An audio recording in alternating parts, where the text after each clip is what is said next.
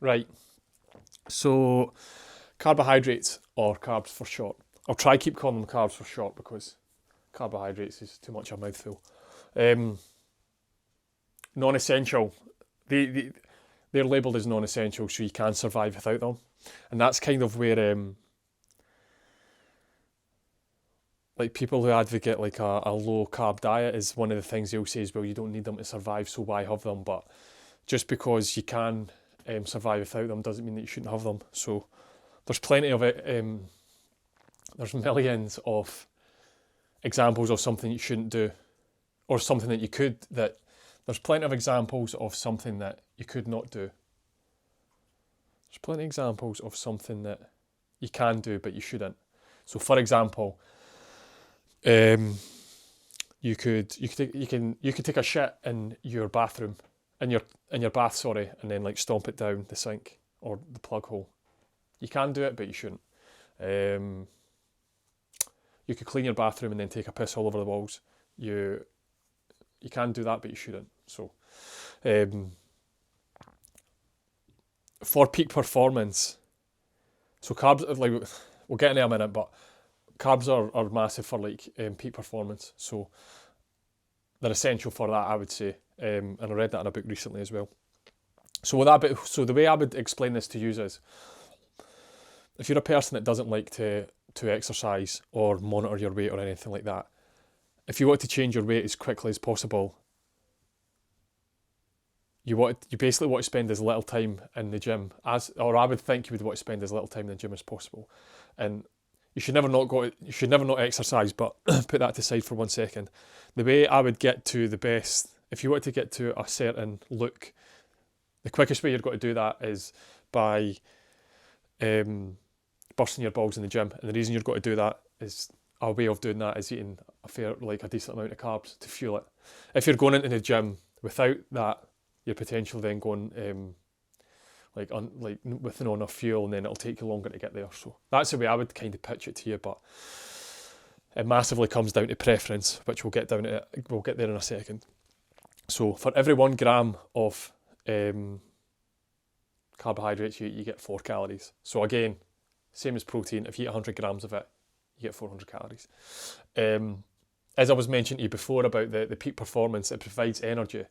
And again, it provides things like power, strength and endurance, all great things that everybody should be able to do within context of the size of them. So I don't understand why you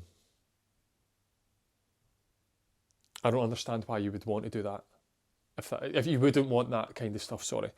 Nobody's ever came to me and said, I've got too much energy, I've got too much strength, I've got too much power or endurance. And I've only ever heard of that. I think that was my coach as well. He was coaching somebody and somebody came to him and said, I have too much muscle. So fuck knows what the size of him was. But these are all great things for a body for longevity. And if you don't want them, then fuck knows, what are you doing here? Another thing that carbs are good for is brain function. So these people who advocate a low carb diet obviously don't have brain function. So that'll be why they're no fucking idiots. Some of them are, but anyway. So the way I would look at that as well is if you have like if you're working and you need some sort of like focus or attention, it's maybe not a good idea to remove your carbs, because that could potentially help you. That's a very personal opinion, but I've never sat down in front of my laptop and been like, God, I need to work today, I need some carbs, but it's just a little thing to think about. Carbs also provide fibre, which has been proven to help with weight loss. So we'll get into sources of fibre as well, sources of carbs, because there's a few of them, there's sugar and all that sort of stuff, but fibre is obviously good for your gut. So and it's been proven that people who have a decent amount of fibre in their diet tend to lose weight. So has to be specific choices though, but anyway. Easy to overconsume, so that's when you start thinking about things like Haribo's. That's the first one that comes to my mind. Sweeties, bread, pasta and things like that, but we'll do a video on it soon. But it's very important for me to explain right now that there's nothing wrong with those types of foods. Unless you have some sort of allergic reaction or some sort of, there's somebody, when I say somebody, unless you've got a specific reason not to eat them, you don't need to remove them from your diet. What the issue is with the consumption is the amount you're probably eating. So if you were to look at like a serving of pasta, it'll probably be very depressing. If you look at a serving of cereal, it's probably very depressing. Same with Haribos and things like that. It's just the amount you're eating. You're probably eating 2 or 3 times more than that, which is then putting you in a calorie surplus and then you're gaining weight. Nobody has ever died from eating too many carbs. That's never been on the death certificate. They might have died, or they might have any health concerns or issues because of obesity, and carbs may have carbs may have contributed to that, but that doesn't mean there's anything wrong with them. Another sort of like little one to put in here as well is people who tend to eat a lot of carbs can crash or tiredness or crash. No, crash a car. I mean like crash as in like you have lunch and then about 2 o'clock you're like, fuck, I can't be bothered with the rest of the day.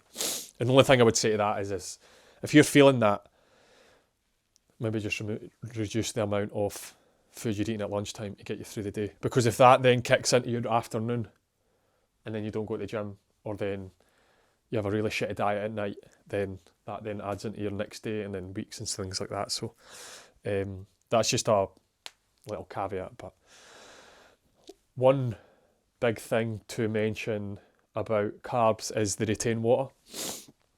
So for every gram of carb you eat, it can hold up to 3 grams of water, something like that. But to put this a bit more into context, say you went to play football at night, or netball, whatever fucking girls do at night, and you had a ton of water there, and then you came home at night and you had a big bowl of pasta, and you had more water there as well, or juice or some sort of liquids. Next again morning you're likely to have a higher body weight, and it's likely just because you've retained water. And that's as simple as that. It's just something to be aware of when you stand on the scales, because if you start understanding what's happening on the scales, you'll maybe be a bit easier on yourself. Like you'll know, want to go, oh fuck this, like after a couple of days it would then readjust itself. On the flip side of that, if you reduce your carbs, you're likely to lose water weight.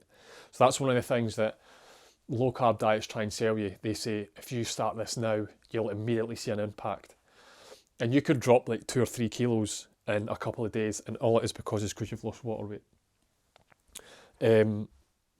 Any sort of diet that you reduce carbs in, you're like the first few days will likely be water weight, and that's not a bad thing. That's just things moving in the right direction. But it won't be till like after a week where you'll start, like I'm going to say, like digging in, where you'll hopefully then be removing fat for your body.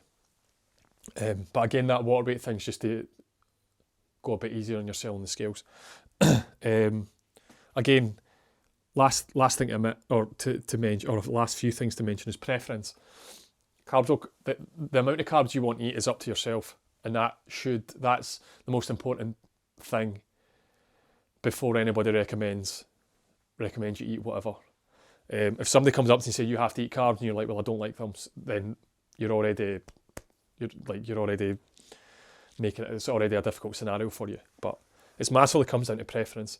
And one of the examples I have is I used to train with a guy, and he used to not eat anything before he went to the gym, and a fair amount before then. And I'm like, but if you want to perform well in the gym, you want to eat something. And he's like, no, I can't. And then he would go bench more than me, which isn't difficult, but it just goes to show that he was working under I'm not saying the constraints, but he knew about it and he still got on with it. So preference is absolute paramount. So even though I'm recommending eat carbs before you go to the gym, if you don't like it because it makes you feel bloated or anything like that, don't have them.